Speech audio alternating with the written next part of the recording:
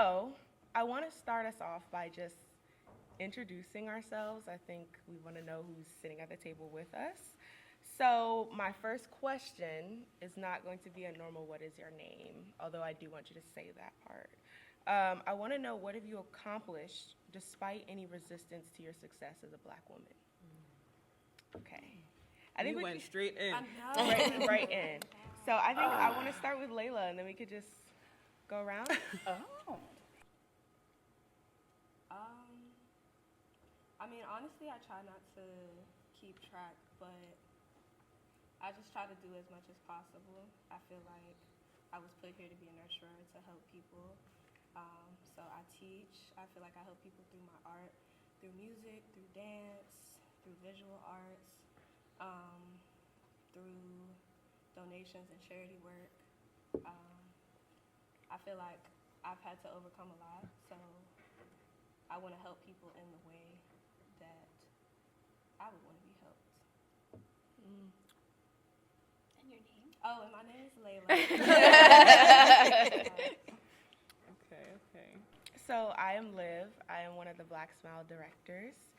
Oh, that sounds nice. Say that one more time. I'm one of the Black Smile directors. Why you say lower? I'm one of the Black Smile directors. Yes! And what have I accomplished? I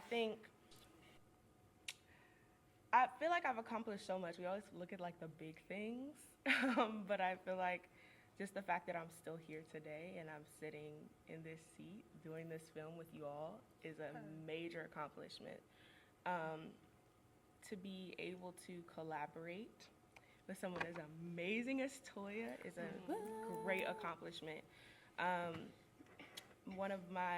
think my most recent pieces have been pieces that have been on this journey of finding myself as an artist, finding myself as a mover, what my home movement is. And so when I started clocking into that, I had a piece that has been my most traveled work, relations. I had a sold out house in Fixed. And so now we're here doing the Black Smile, and I'm not going to stop doing work. And so I think my biggest accomplishment is that I'm still going. Yes. Damn. Okay. Yes, I will go next. The next Black Smile director. Yes. Hi, everyone. My name is Shartoya, but everyone calls me Toya.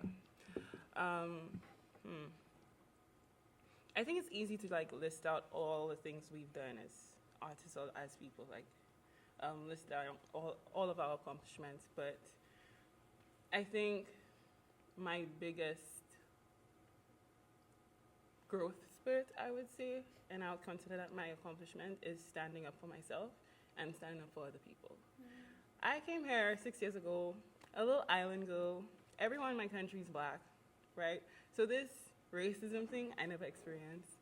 And when I came here and I saw how people were treating people because of their skin color, I was like, whoa, let's take it back. And I was always a quiet one in the room. And in the past 3 years, I feel like I've grown so much, and my voice is loud, my presence is loud, and I take up space unapologetically, and I wasn't like that before. So I would say that's my biggest accomplishment. Yes. That's amazing. That's a great accomplishment. What? I should have said that. Okay. I am Valerie. People call me Val. I just turned 50 this year. Yeah, so I won't list my resume because, I'm 50. It's a lot. But I will say I've spent the majority of my life grasping hold of and being reminded of who God says I am. And I'm still doing that. And then I had 3 beautiful children. And so I'm reminding them constantly of who God says they are. And Olivia is one of my children, my oldest daughter. But just I want them to be reminded of who God says they are, that no matter what anybody tells you, no matter what the world says you're supposed to be or how you're supposed to look or what you're supposed to do. I mean, we all know with art in particular, a lot of people will say, oh, that doesn't make money, you shouldn't do that, you should be a lawyer, you should be a doctor, you should be this and that and the other. but what did God say? And what is the seed that God planted inside of you? And so you always have to stay in tune with that and say, God, what is it that you have for me? What is it that's next for me? I remember being at work, and I applied for a job, and I was going for an interview, and I worked in the government. Boring. Because I followed after what people said I should do, not what but anyway, God corrected that, and I'm doing some good stuff now. But I applied for this job, and in where I work, there were rumors as to who the job was for, and I remember walking to the interview, and I remember saying, okay, God, let's show them who that job is for, right? And I applied, and I interviewed, and I got the job. I knew the job was for me. And so I would say to all of you, stay in tune with what God says you're supposed to do and who you are. And do not listen to the world, because they don't know. They didn't create you. Ooh. Okay, I'm gonna write that down. Right, what a pen and pad at? I think that my greatest accomplishment is that I'm able to love unconditionally, and I like to think that we are not like God, but we are a representation of Him. So I think that with my story and the things that I have gone through personally, that I'm still out here able to love people and make people laugh and sit here and joke with y'all, like, that's something to me. Yeah. So yeah. That's good. What's a tissue? I know. I'm like, What's your I've name? already Yeah. started blinking Oh, heavy. Mother Chicana, the bestie. Hi, everyone. Hi. I'm Christina. And something I feel like I've accomplished is actually to surrender to God. I think there's so much, especially when we're talking about the context of being African American women in America. There's so much noise, there's so much experience, different exposure to what social media says, to what documentaries say, to what history books say, and then you experience it. And then there's knowing all of that and holding all of that throughout your life, and then even as artists or just individuals. But even in the midst of all of that surrendering and surrendering to love, kind of like what Shekinah was talking about, I think I really love to see people, despite the mask that people put up, and to sit down with people. I love the metro, and I love public transportation, to see all different types of people. And I think that's something that a lot of people tell me that's not normal. And so I think it's a big accomplishment for me, despite what I may have experienced, especially when you talk about even church and faith, right? And especially what Christianity may look like in America, but still in the midst of all of rumors and what you hear, surrendering all of that and choosing to want to know God and to love God and to love people, despite all of that. I think that has led me to every good thing in my life and every good discovery in life. Awesome. Nice. I admire that you surrender. That's a kind of word for me. Right. Yeah, so I fully admire that. Yeah. So. And I think one thing that I really understood from that is that we don't consider the things that people go through sometimes, and how that was added onto another experience. But I believe the beauty of what happened to Jesus on that cross was that when he was about to take the sins of the world, that people were still spitting on him. Imagine our place as people that love him and want to represent him on the earth, of mercy, of forgiveness, of compassion, of hope. How much more are we supposed to stand in his place and show mercy and the power of love in that place? And so, and I can't tell you how many stories I've been able to experience of sitting with people and seeing them despite what they may throw at me, you know. So I think it takes a lot of patience, and God helps a lot with a lot of things. He always gives us grace for what we're called to do. I feel the church rock I happening. know. I feel it. Come on, It's coming on. evangelist. No. Well, I guess I'll go because I'm country evangelist. My name is Ashley, and first of all, the way you talk about your faith is beautiful, Tina. Like, I actually went to school for divinity, which is another part of my story outside of the arts and outside of nonprofit work. But I think that it doesn't show that I went and got this degree that leads to this whole nother, world of experiences. But I think the thing I'm most proud about in my life is making sure that my faith is a thread in everything that I do. Yes. And that I make sure that the decisions I make, that the projects that I intentionally decide to be a part of, the friendships that I continue to cultivate. I've had friends for over 20 years now. And so just to be able to have those kind of people in my life, I make sure that my faith is the thing that ties us all together in some way, shape, or form. I would say the thing I'm most proud about and what I've, quote, accomplished is being able to build that for myself in spite of what's a typical traditional lifestyle.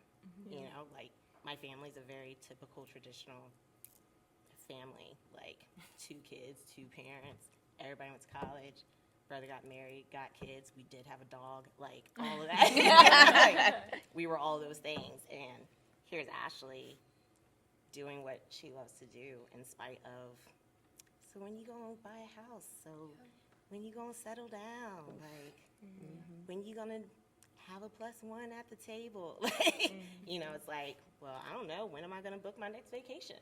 Like, when am I going to take on my new hobby, my new interests? Like, so I think making sure that I've been able to fashion all that, but fashion all that knowing I'm grounded within my faith is probably the thing I'm most proud about. I like Awesome. that. Yes. Okay. It's me. My name is Anja, and my greatest accomplishment and everything would be resilience and to push back and fight for what God has called me to be, and all the things that I dream of, I didn't come up with my own, and to step in that light after people are like, you're not pretty enough, you can't sell tickets, you're black, ooh, like all of that, like, no, I can, because like, this is who I am, like, oof, like I'm a dancer, like I'm an MC, like I'm so many things, and there's so many people telling me that, like, ooh, like, oh, if you were just, you're not the standard we're looking for. You're amazing at what you do, but if you were only something else, we would hire you. And like, that's easy to be like, oh, but like getting told that like over, and you see that bank account like draining, and you're like, why am I on this path? Like, why can't I just get a real job? Or why can't I just like do what everybody else is doing? Like, why am I continuing to walk this? Whew. Yeah. Because I'm called to, Yes. Yeah. right? And when other little black girls come to me and said, I want to be like you. And I'm like, okay, yeah, this is why I'm doing this. This is why I'm in a stadium full of people in spaces that are very blunt that I shouldn't be here, right? And like, I have that one girl that's like, oh, if I could be like you. If I can only, like, it just means so much as a dancer, as a performer, as like a business owner, like walking into a setting like a table and nobody looks like you and they're waiting for you to talk about your business and why they should even consider you after you've been banging on a door for years. I mean, it's terrifying, but like, I am a black woman and I do have the right to be in these settings, and you will listen to what I have. You may not hire me, but I'm here. And I think being resilient and really believing when everybody's like, your dreams are a little wild, But like, I'm just so thankful that like I am a Black woman, right? And I'm so thankful that like all the things we go through every day of our lives has continued to build me resilient to anything that I face, and I will not back down because this is what I am here to do. Sorry. Yeah. We forgot to put tissues on the table. Chris, can you get us tissue? My nose running. So. Oh man. If possible. My best friend, thanks for sharing that. Yeah. My best friend sent me a reel today, and it said, your light shines bright so that other people can find you. Love that. Love that. Because it's true. And that's exactly what you're doing. Appreciate that. Okay, I'll go. I'm Nina, and I guess I would say my biggest accomplishment, and something that I'm still like continuing to accomplish, is letting myself know that I don't have to be strong all the time. Oh, yeah. And just, right? Like, just knowing that it's okay to lean on others and to be vulnerable, not in the sense that you let someone else control what you do, but allowing yourself to not have to put up a front all the time. Because I have 3 younger siblings. I'm the oldest daughter, so of course I've always just been the type that I just want to do things on my own. If I have a problem, I'll figure it out. Like, I'll close myself off and be like, I don't want to involve anyone else because I don't want to like do that. I want to figure it out on my own. And that can just be so taxing on someone that it just like after using it just builds up and you're just like, this is not good for me. Just allowing myself know that I can lean on other people and not feeling like it makes me weak or less than. Because I feel like especially as Black women, the whole idea of, oh, you're strong. Yes, I'm strong, but there's so many other things about me, you know? Like, I'm multifaceted. Don't worry about it. Yes. And I guess I'm proud of myself for, over time, learning that it's okay to lean on people and be vulnerable and open myself up and not have to deal with everything on my own. So, yeah. Love that for you. I wish I could remember the name of, or the author of the poem, but there's this poem called The Strong Black Woman is Dead. And it talks about how, as Black women, if you continue to push through and only be that strong persona, eventually it gives out.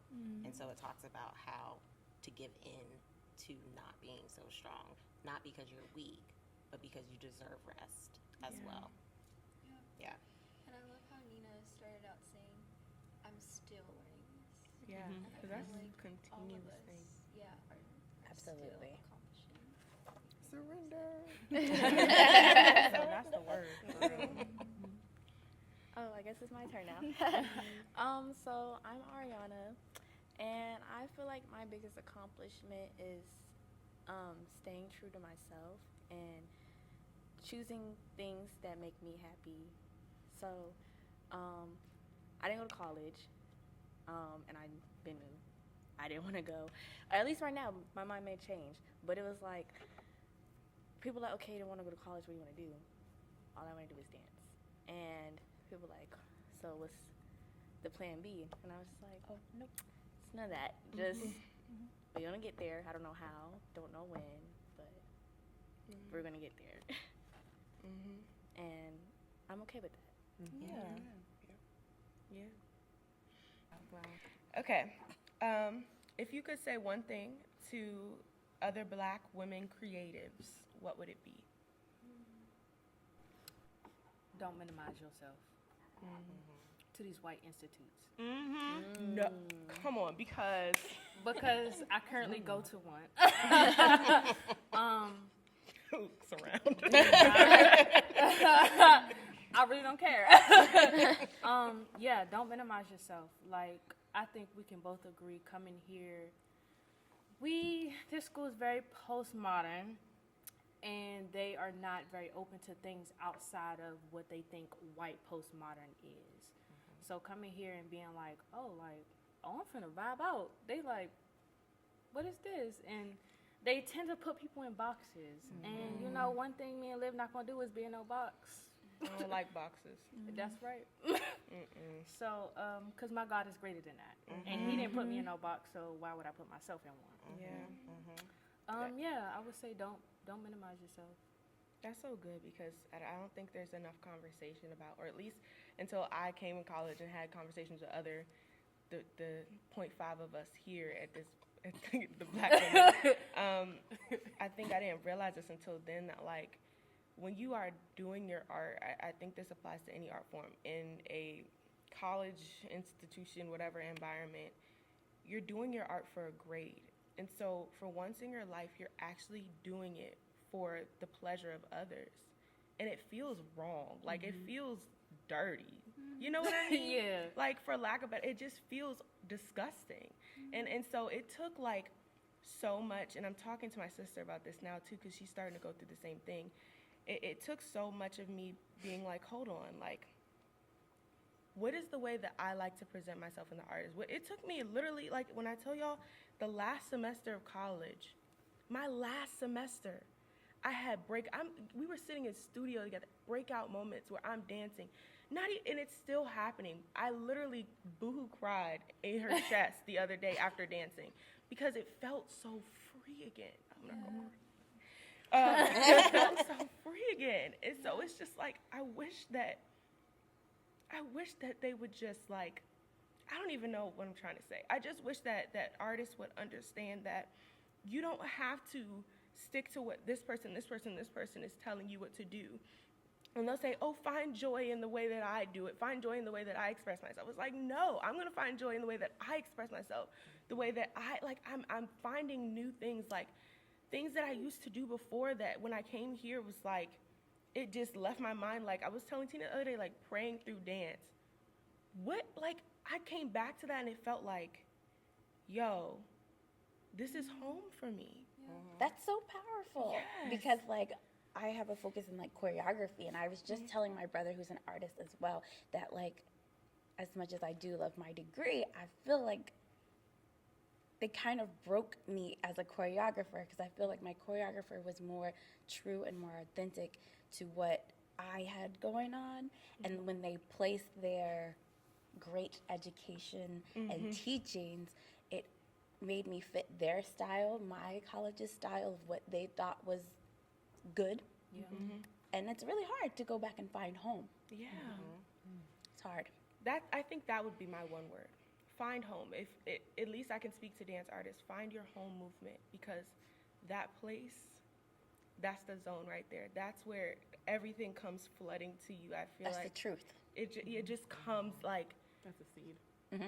it's such a beautiful, I don't even know how to describe it. Just find your home movement. Just dance. Stop thinking. Just be.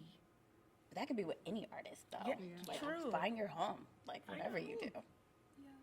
Find your home. So my story. Thank you. My story consists of I didn't grow up with dance training because my community, the community center that I lived in, neighborhood, could not continue to fund the dance programs. So I couldn't grow up with training until I came to UMD, and I was just exploring this building and found dance classes. And so my first dance classes ever was an improv class here. And mind you, I was already going through a very hard season in my life, and I only had strength to go to class and go home and pray, and that's all I could do.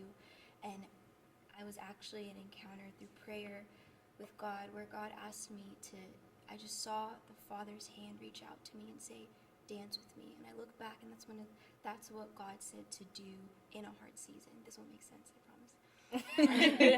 It's all right. Take your time. But yeah, what? Okay, yeah.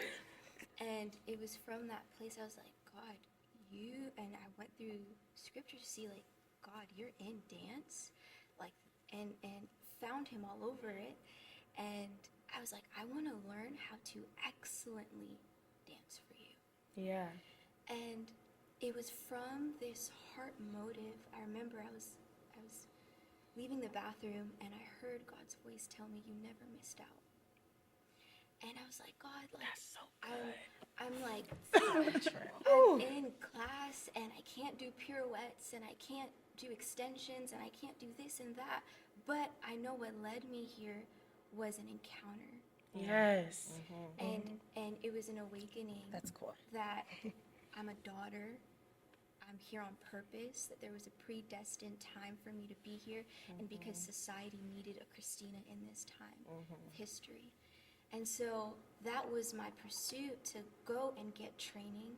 And when I was in training, I'm in another world on top of respecting my teacher in a classroom.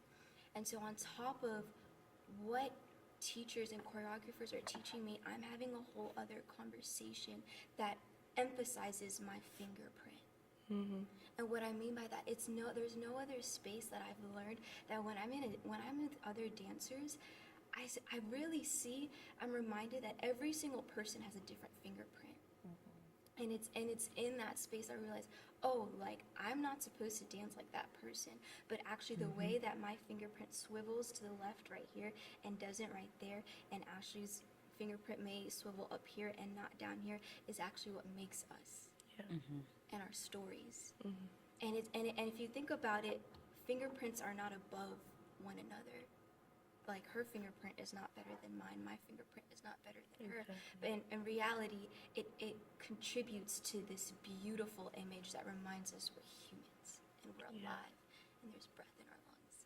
And so especially when it comes to art, I think it was here, unfortunately, where I learned, man, there's no other work when you think about scientists, or if you think about lawyers or doctors or any other field, that your work is unto reveal morality, your values, your way of thinking.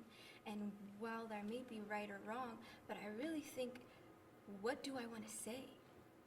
And sometimes in professionalism, we have geared so left, and I'll stop in a little bit. We've geared so left. I'll talk for hours, and I want to hear other people's thoughts. But we geared so left to trying to get deep, when reality, what are we trying to say? And it's and I really believe the stories that African American women may go through and have something to say. Like, I really want to address Black creatives. What do you want to say that's in line with giving hope to the next generation? Like, yes, there's a story and a narrative in America that tries to beat us down and remind us of history that is not aligned with what God has created us to be. But if the next generation was to see your work, or even see your process in the classroom, will it give them hope? And or will it lead them back to their bedroom a mess and depressed and filled with questions? And while that's okay, like, God is so good to allow us to come to the table and let us be real, but it's like, even in our confusion and our questions, there's still hope. And I really think that's the new narrative, that's the reality and the narrative that we're called to be alive in, hope. And so I really think it's important, out of all the technique, all of the things that we have to go to be developed creatives and artists, it's really, what are we trying to say, and how do I enhance my other sister, brothers' fingerprint, as well as showcasing my distinct fingerprint as well. I could seriously listen to you talk for like hours, Tina. Y'all make me want to get up and I'm dance. like, That's it's why I all like Tina repeat. so much. I love it. Can we pass the tissue box down here? When you were talking, She's like, for real. She's like, no, for real. you were talking, I started thinking about the fingerprints, about how dance is a language. And I think what's getting lost is, and dance can be your own personal language. I think it's a responsibility of the dance artist to refine your language. And so this is why and we've had conversations, I've had conversations with several people about this, about the importance of your story not getting lost through your movement. Because when you refine your language and you think about what you want to say, every movement, every breath has meaning. And so that's one big thing that I've been studying, it just in choreography too. I'm just like, okay, if I'm gonna raise my hand here, what am I saying? Because when you think about every single movement, and I'm not saying I just told y'all not to think, but I'm saying when you choreograph and you refine your language, I think you're able to say not just what you want to say, but what God wants to say clearer. And he's the one. More time with him, and dancing your prayers is a serious thing, is what refines your language, your dance language, your choreography. Yeah. And so I think that's been a major thing that I'm still working on, but I think it's so beautiful to understand your dancing, your expression as a language. It doesn't have to be ballet. It doesn't have to be modern or whatever postmodern is. Still don't know. Just pass me, it. girl. Just pass it. Right. Just pass. But That's a whole nother conversation. it's like whatever we talking about here, they gonna get it. And it's gonna be for who it's gonna be. And maybe just maybe you wanted to say one thing, but God is like, this is what I want to say, so you're going to dance this, and you think you're saying one thing, but I have a message for this person. And so obedience is so important in refining your language. Like, if you learn a new language, you're not just going to speak gibberish. Like, you're going to learn the language. You're going to learn what everything means in your translation. And so, And not only that, but language also holds a deeper meaning. There's like layers of meaning. Like, where my family's from Ethiopia, like the Amharic, the main language of Ethiopia, Amharic is so beautiful because it's like you try to translate it back to English, but you can't because it has like three meanings, three different meanings. So even in the context of dance and dance language, like having layers, it's like now I am being like actually dancing out of my own fingerprint and my own language. The three little girls in the audience get different meanings, but it all applies to them because I'm being true to who I am and who God has made me to be, which is truth. I want to get a few more responses, and then we can move on. Could you repeat the question? Yes. We got a whole conversation. If you could say one thing to other Black women creatives, what would it be?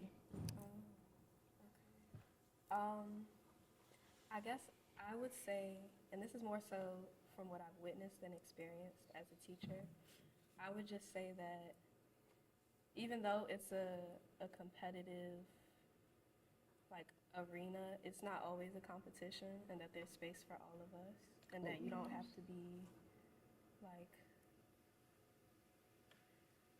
you don't have to be like the Black girl, like you don't have to be the one. Like, you gain so much more from collaboration than separation. And do. So, So true. exactly, I just and learned this is that. a beautiful example, absolutely. But yeah, I would just say that I have witnessed a bit of like competition with students, with each other, rather than uplifting each other. So that's something I would really emphasize, because there's definitely space for all of us, and everybody has their place, and everybody's role may be different, and your role may change, but that doesn't make it any less important. God has an intentional plan for your artistry. Absolutely. Each and every one of you, just like the fingerprint. I love that example. I always say that.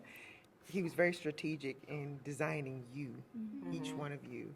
You're very different. And you might not know where you fit in just yet, but he does. So just continue to follow his voice and listen, and he will direct you to where you need to be. So don't give up. That you're going to have hard times. I don't know if you all have seen the Tyler Perry documentary yet, but it's amazing and it's inspirational, and he's a man. That's good. And God designed him too. And just like he was successful, you're successful. And don't let anybody tell you any different. For some reason, our community thinks that if you have somebody who's made it, it was luck. Oh, that's just them. Oh no, that's just The God. Black token. We're all amazing. Yeah. And God has a place for all of us. And like you said, some of us will be rich. Some of us will make it big. Some of us have other spots that God wants us in. It may be a smaller spot, but it's still a place. And we just need to keep our ears open, our eyes open, our hearts open to Christ and follow him. I would say that. I guess I would say find your community. And not in the sense that, oh, in places that you aren't necessarily welcome, don't go there, because absolutely go there. But you know how when you haven't been home for a while and you're just feeling down and you go home to like feel better, you know, like that, like find your community. Because I remember, like, growing up, I always liked dance. I always knew I was, like, good at dancing, but I never had, like, real, like, first position, like, all that training. So I never considered myself, like, a dancer as I saw people were. And then, like, my last 2 years of high school, I started getting into dance. I was like, okay, I really like this. And then I started school, and I just felt like I knew I loved dance, but I never saw myself as a dancer, or what my, like boxed in definition of that was. And then I saw Fixed, and I was like, Yeah. I literally, during Fix, I was like, my mouth was open the whole, I was like, I didn't even know you saw it. Liv, because I literally, afterwards, I came up to you, and I was literally. You did? Yes. I'm so sorry. It's balling her eyes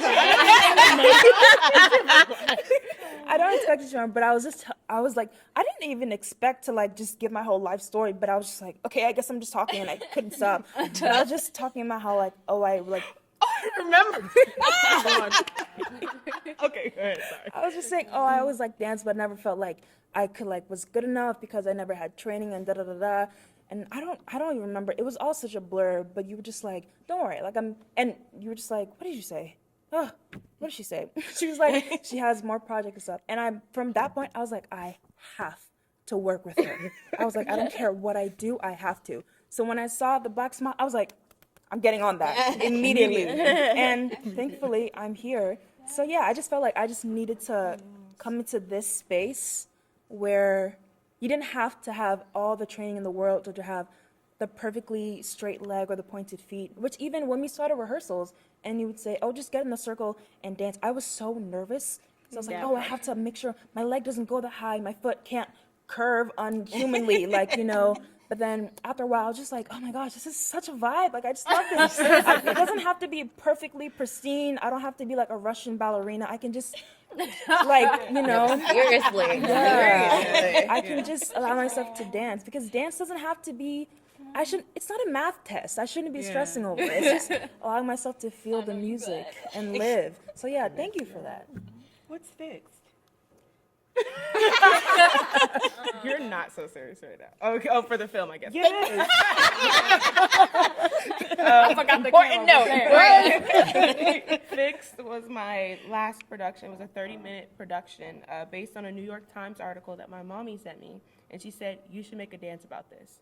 And so I am an obedient child. And so I made a dance, a 30-minute production, actually, not a dance, about that, based on that New York Times article. And it was one of the most amazing and life-changing projects I've ever done. So. And that is what I saw, and that brought me to you. That is what brought Toya to me. Wow. Ooh. Period. Wow. But didn't we just talk about that earlier? With like, you gotta show up as yourself so other people can find you and like find your people. Right. Wow. But look how God works. No, because I think I was at a restaurant or something with your dad, and I don't know, we were waiting, and I saw this article. It was so beautifully laid out, and I was like, oh my gosh, this has to be a dance. Oh my gosh. And she did it. I remember coming to one of your tech rehearsals because Chris, our license designer, he was like, you need to come see this. I'm like, okay, I will come see this.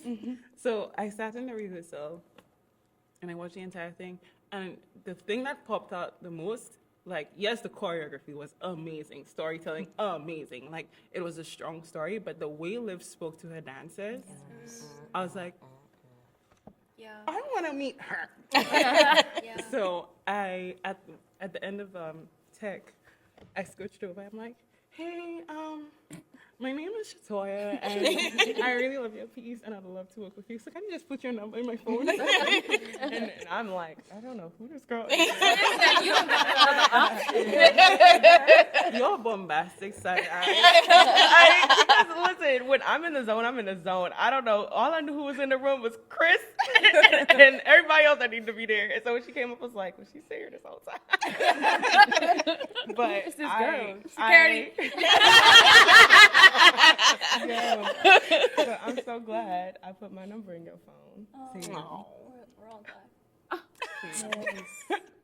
And I'll add my piece to that Yeah. ending, that question.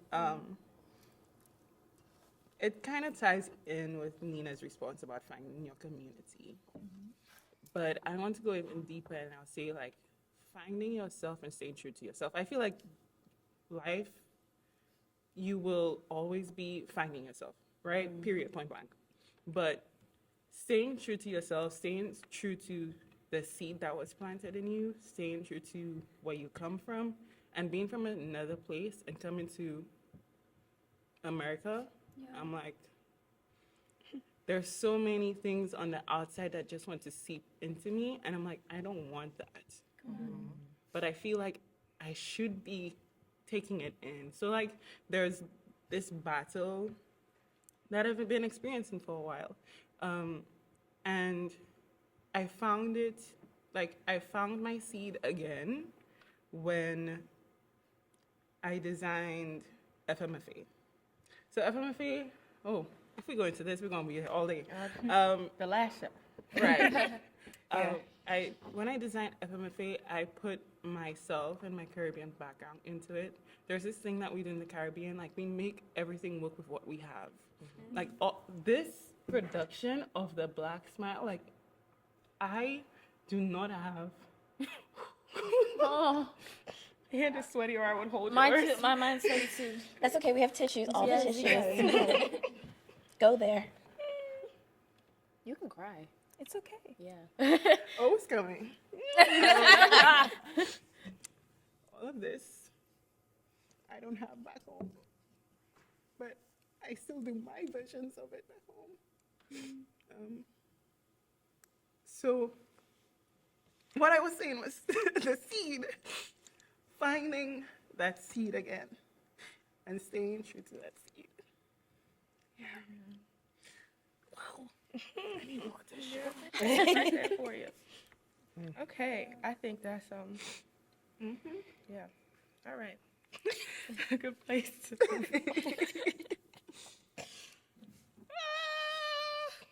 Man, if y'all saw, like, Toya and I in the process, literally us staring at each other and crying was what it was for, like, the first 2 rehearsals.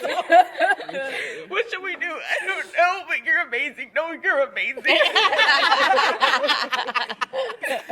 And I believe you. That's what it was. Okay. Let's see. Okay. Whew, this is going to be a lot. So this is like a 3-part question. You can answer one or answer all, whatever. What have you observed about the current relationship between Black women in America? What has been your personal experience? And what, if anything, would you change about these experiences? I have observed that Black women always have a defense up. Like, they're always ready. Andy. Go ahead. Right? And I wouldn't change anything because it kind of taught me about American culture in a way, like African American culture, and why Black women do what they do. Because, like, as soon as everyone came in here, the guards were down immediately. And I want more spaces like that. So I wouldn't say I would change anything, but I would say I understand why the defense is up, but I want more spaces where our defense can be down. Because it's a lot of work to always be ready to fight. It's exhausting. I will say that my experience, so this particular year, this year and last year, I turned 40 this year. And so, Yes. and so 40. the rest of my friends also turned 40 last year and this year. So we have been, thanks. We have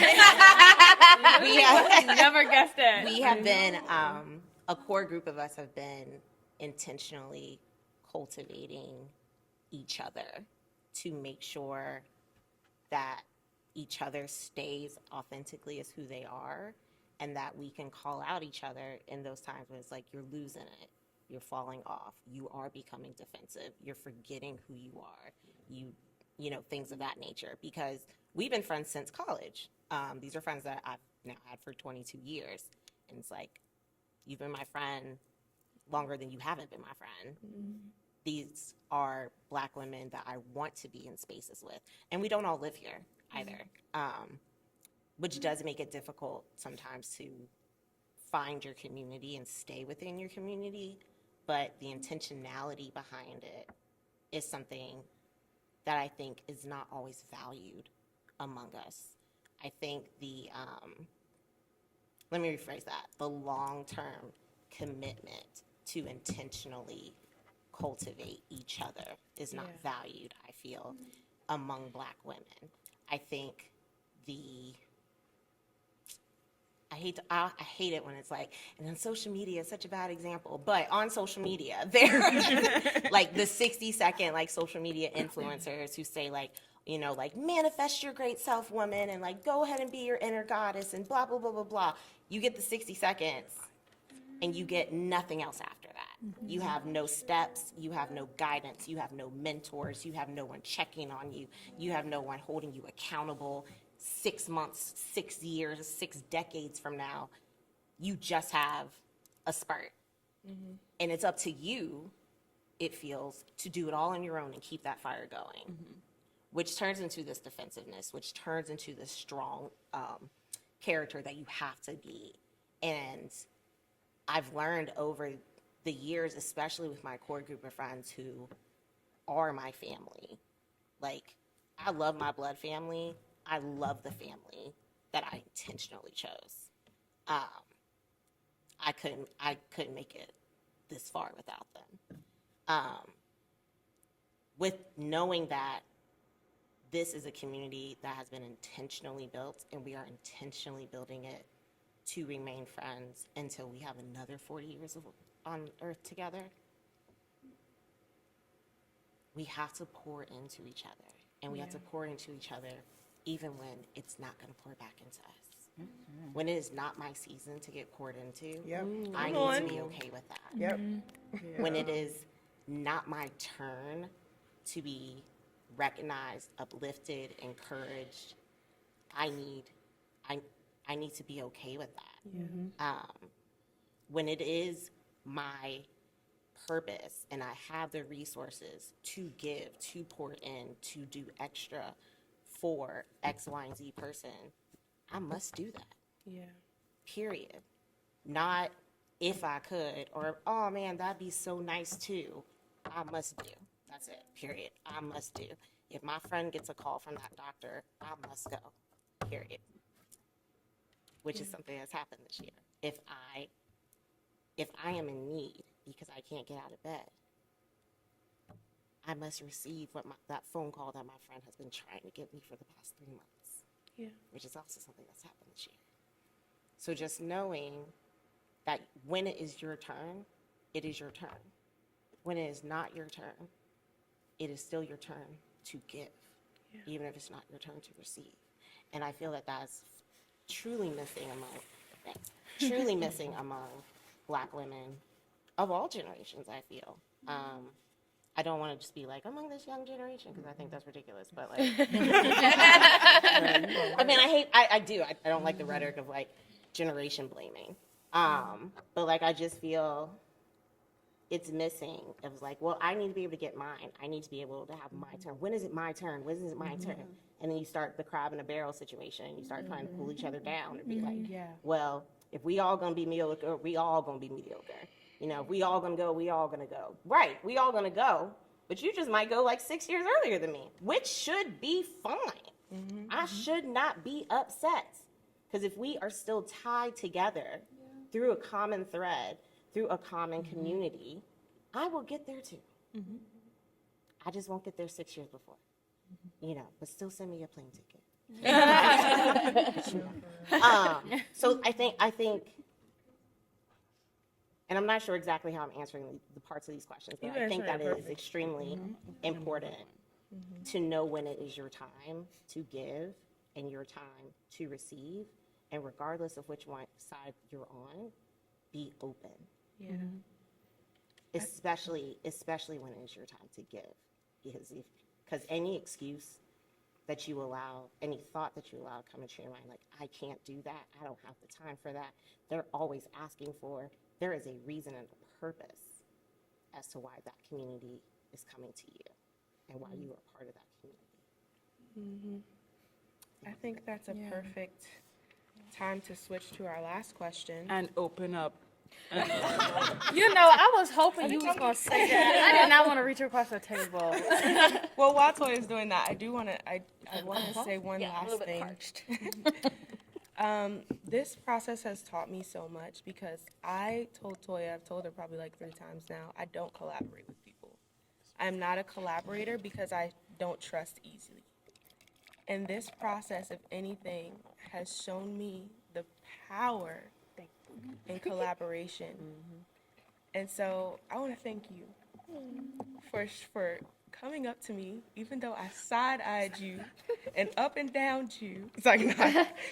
Thank you, because I am so much stronger of an artist because of you and because of this process. I really appreciate you. I really, really appreciate you. So, I'm gonna stop looking at you. You're gonna cry and make me cry. I'm okay. At all. The black smile, these are joyful tears. Because when I tell you, Fix, yes, it was a powerful process, but I cried so bad after that. And it wasn't joyful tears. It was tears of like, I'm going to throw up from the amount of stress that has just released from my body. But this process was so joyful, was so beautiful. And yes, there were moments like, what do you mean Chris is asking me for a storyboard? I don't want to do that. But like, it has changed my life, and it's changed the way I view myself as an artist. And so I'm so grateful for you. I'm grateful for everybody at this table. Thank you, Ashley, because Ashley, she brought so many kind words and encouragement and tears, honestly. But yeah, I wanted to say that real quick before I ask my last question. I plan to just say it. But not can cry. I just say this, though? Yeah, you can say it, mommy. The power of collaboration, that's one thing that we can learn as black women. Because a lot of times, you know, we're all trying to just get it for ourselves. Yeah. It's true. We think for some reason that, you know, it's just got to be just us. No, I can't let her in. If I let her in, it's always this competition thing. And we really need to think about how God created us. And imagine if he's done great things in me and he's done great things in her, imagine what happens if we come together. Oh my gosh. And I just think about what's at this table alone. Amazing things could happen if all these minds and the heart of the dancers come together. Black smile. Can't wait to see it. That joint fire. Yeah. I seen the video yesterday. So yeah, I mean, if you all are an example. So thank you for being obedient. We love you. I love all of you. We love you too.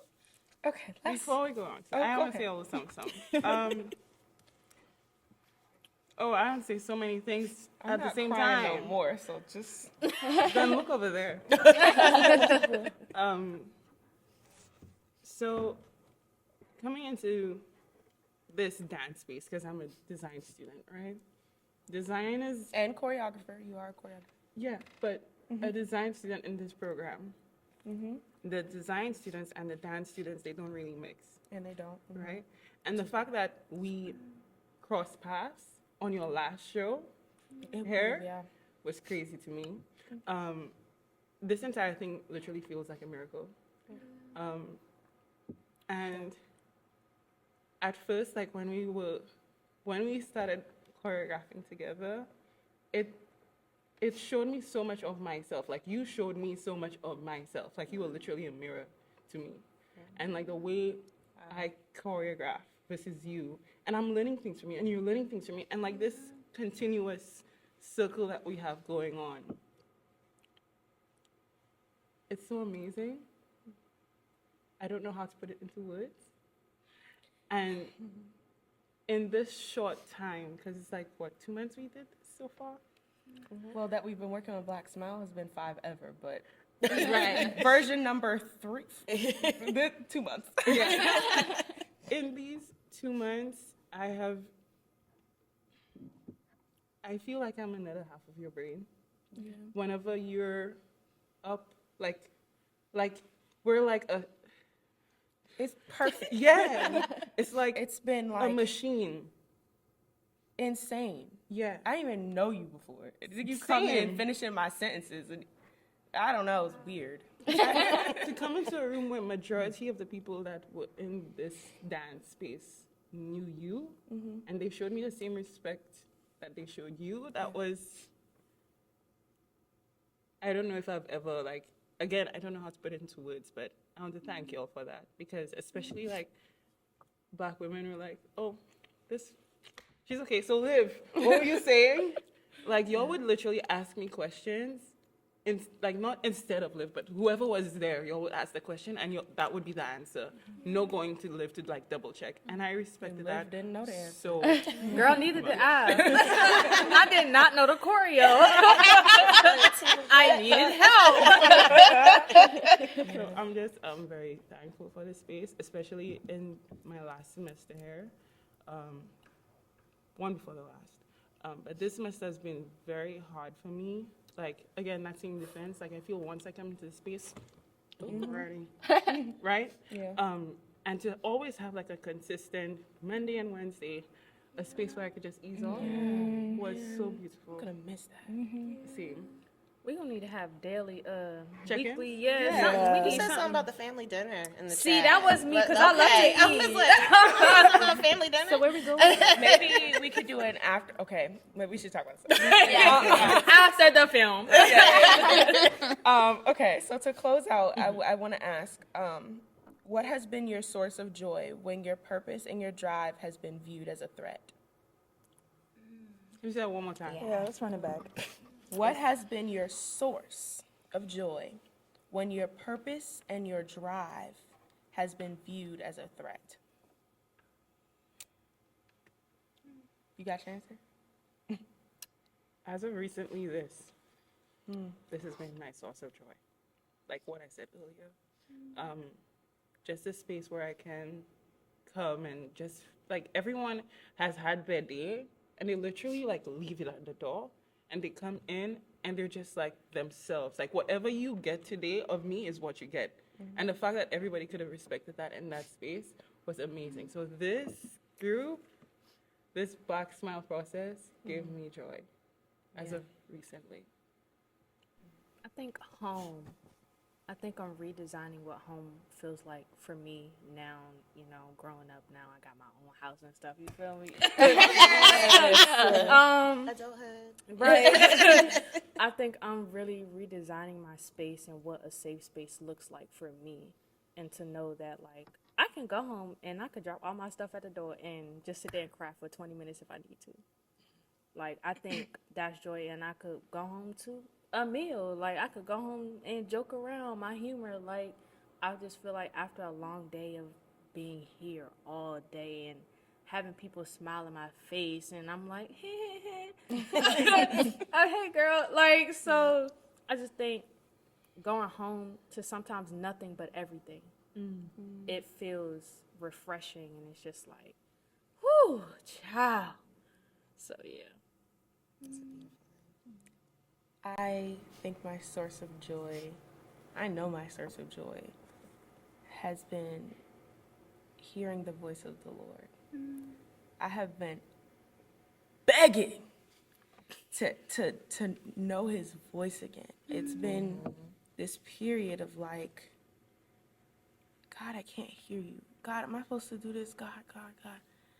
And when the first time in a long time that I heard his voice and I knew it was him was when we were the week of version 1 of the Black Smile.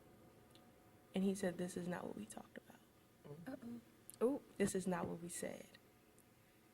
And because, of course, he dropped the concept in my spirit, but like his voice and direction was so clear. It was like, this is not what we talk about. And you'll understand because we're going to do a whole documentary, but the Black Smile was originally very angry. There was a whole section called War Cry on the Black Smile. And, and he said, this is not what we talked about. And I called Toya, and I was like, sis. And I was like, Toya is about to be so mad. And she was like, it makes sense. And I was like,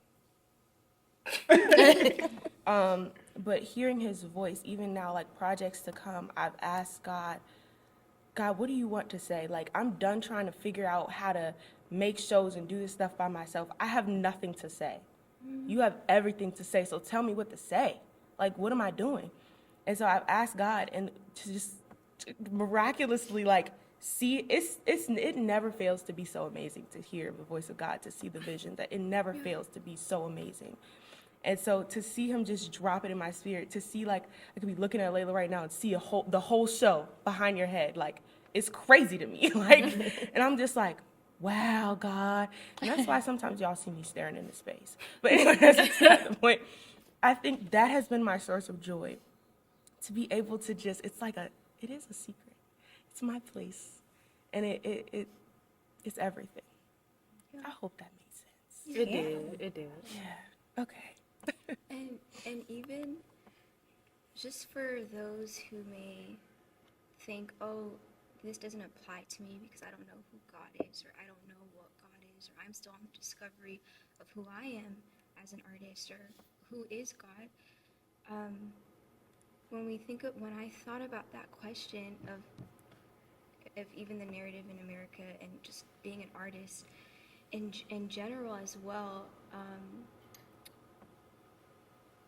you think about, what do you love, you know, but does that thing love you back? You know, and so I know, like my story is, I'm actually an advocate for dance in the church, and I really believe that, man, if we are a hopeful people, why do we look stiff-necked? And why are we still in chains? And why are we not free? I'm finna do That could be a whole nother table I'm finna talk do right a there. two-step in the That's a church good every one. time. And I'm Production. and I'm talking about free in here, Come on. free in here, free in my yes, free in my Where nose. is your TED Talk? That part. Oh my gosh. Come on, Pastor. I literally could listen to you Take your forever.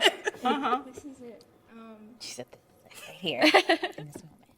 And yeah, so even when we think about God, the doors are closing. No one is letting me sit at the table. No one is letting me raise my hand and say something. Like, everywhere it's like there's duct tape and no one wants to listen, right?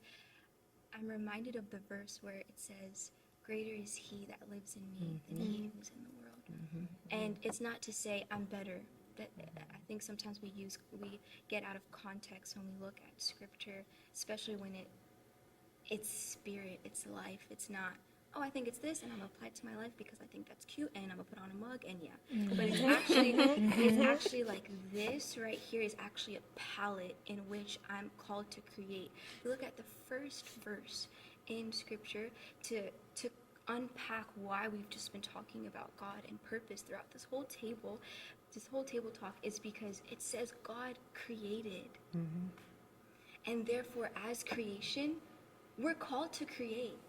And we get the beautiful free will to create out of light or darkness, no matter what the world pokes at us.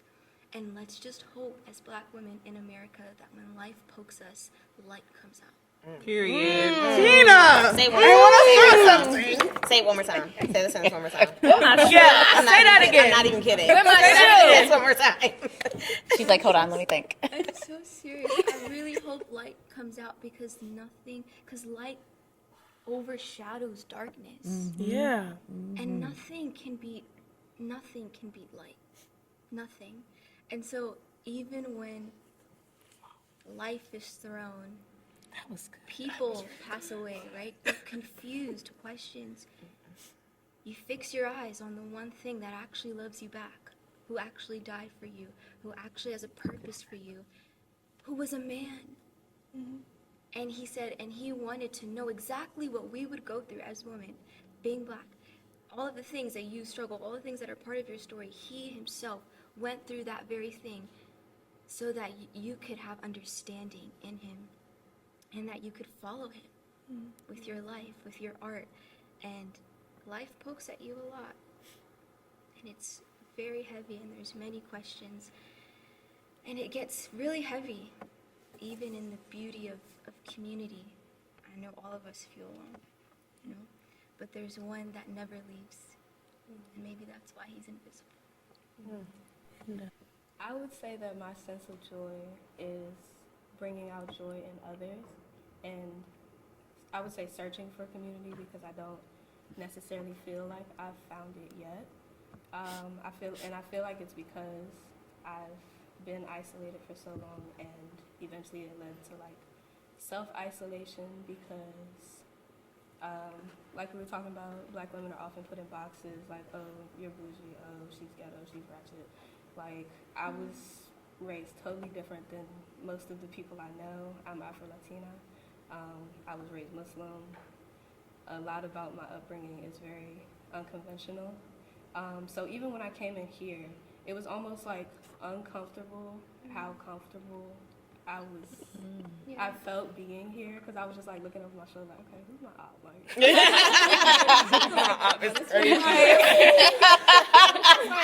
it almost feels like there's always somebody that's just like trying to pull you back when you're trying to move forward. Literally. And it's almost to the point where that combativeness led me to feel like I don't fit the criteria of like being a Black woman, even though I am, whether it's because of like how I look or how I was raised. But I don't know. It almost felt like, do I deserve to be here, like at this table? You know, there's 2 other Afro-Latinas in this film. Did you know that? No, I mean, it's just like, it doesn't look like anything. It doesn't look like anything to be a Black woman. It doesn't look like, it doesn't sound like anything. It doesn't feel like anything. Like, it just is what it is. And nobody should ever feel like they don't have a community. Like, they don't have people who have their back. Yeah. So yeah, my joy always comes from making others smile and bringing others joy. Yeah. Anybody want to add anything? I just want to hug all of y'all. I do. You know, I do love a good hug. That do sound nice. I think that you want to go ahead. I want to hug your mom, yeah. I said it out. So no, I'm like, Are we fighting over this? That's crazy. Liz, I have one thing for that Go ahead. question. So the thing that I would say that brings me joy when everything else is going awry is what I'm leaving behind. So like legacy and growth. I feel the reason that I became a teacher was to show others what was possible. And if they never became like me, if they never became a dancer, if they never took another dance class again, I was A-okay with that because I showed them it was possible to take a risk. I showed them it was possible to try something new and survive. I showed them it was possible to move, learn, look at something in a different way. And I was fine with that because I knew they could take that skill of looking at something differently, taking a risk, trying something, collaborating, whatever the case may be, and do something else with it in their life. And I will say I'm auntie extraordinaire. And so when I think about what I leave behind, I think about what my niece and nephew see their auntie doing. And they have yet to understand what it is that I actually do. They're like, so are you an adult? Like, this is literally a question I got 2 weeks ago. I was like, okay. But they're like, but they know that auntie does things that are important enough that she has to go places and she has to sometimes not be able to see them because she has to go do things. And they are okay. As much as they're like, oh, I wish you came back to my house and I wish you could like hang out more. They're like, but you need to go somewhere, right? It's like, because you're needed. And I'm like, yeah, I'm needed. And it's because I need to pour and then I can go away. So that's the joy that I have, knowing I can pour into and leave something behind. You know. I find joy in little miracles in my life, right? Like crossing paths with you. Like, what? Like you came out of nowhere? I did. Out of nowhere. And just about Black women and collaborating and not trusting. I do not trust very well. And I needed somebody. I needed you to help me so bad because I could not be 2 places at once. I could not be a boss chick in 2, like I just couldn't you were everything I prayed for, everything I needed. Like, you're a reflection of me, and I gave you my baby, right?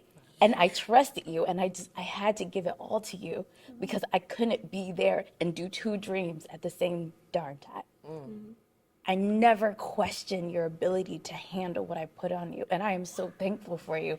And you going to this next step that I asked God for, I cannot run what I'm doing alone.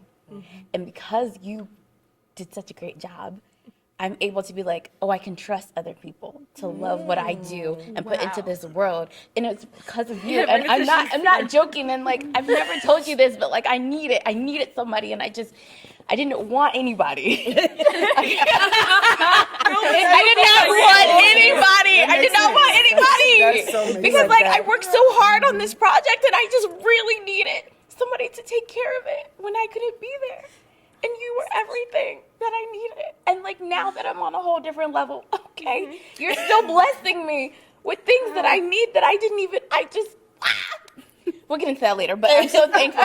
And yes, going back to what you said, like, we're pinned against each other. I've seen it in dance. You're the only audition. You're looking at another black girl like, they're only going to take one of us. Like, I get it in so many different capacities. It's so important. I also feel you because, like, I'm a black girl. But sometimes I'm told I'm not enough of a black girl because I grew up in Georgia, right? But, like, at the same time, I lived in Idaho. But then I moved to England, okay? Like, and then I came back here, and there's so many black girls that are like, ooh, you different, like, you not one of us. And it like puts me in a weird, like, well, who am I? Like, at home I'm black, but like out here y'all look at me like you're not good. Like, it just, I feel you, right? For so many different reasons. I'm thankful for you. I'm thankful for all of you. Even though I don't know all of you like that, like, I feel like there's something that's connecting all of us here, and we're here for a reason. And joy, little miracles is what I'm saying. Okay, that's all I'm gonna say. You all talked about the box that people try to put you in. Yeah, that was me. Don't let people put you in anything that you don't belong in. Don't let them build a box around you. They don't have permission. Okay? Okay, so can you say something about Joy so we can cut into Joy? Yes, so I agree, Mom. The box, I don't think we should be. Sorry. Maybe we should cut it as well. Take it back, Joy. It's done. It's okay. We're going to flow from the laughing into the... Yeah, that's good at